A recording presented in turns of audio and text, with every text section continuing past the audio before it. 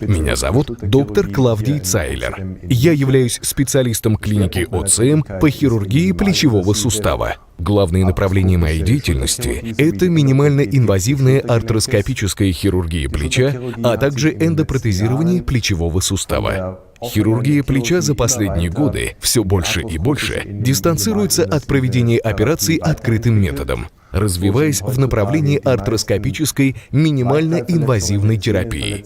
На сегодняшний день травмы мягких тканей и повреждения сухожилий принято реконструировать минимально-инвазивной артроскопией.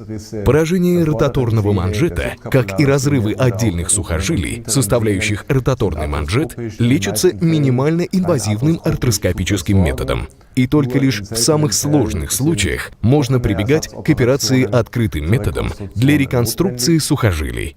Стабилизирующие операции на плечевом суставе также успешно проводить артроскопическим методом. При этом в большинстве случаев для реконструкции сухожилий применяются якоря. Это специальные миниатюрные приспособления, которые вводятся в кость в месте анатомического прикрепления поврежденного сухожилия к кости. И благодаря находящимся внутри нитям становится возможным восстановление сухожильных или капсульных структур. Таким образом, хирург добивается реконструкции сустава, максимально приближенной к первоначальной структуре сустава.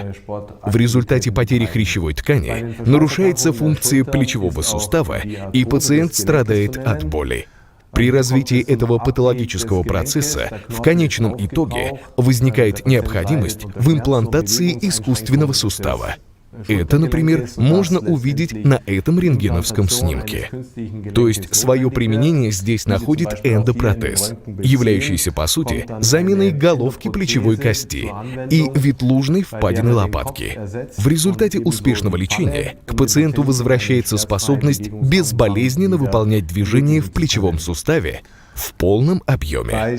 В случаях, когда у пациентов кроме артроза выявляется также хроническое поражение ротаторного манжета, применяется особый вид эндопротеза – инверсный протез, который представляет собой оптимальную возможность вновь вернуть пациенту качественную жизнь, способность выполнения физических движений без помех.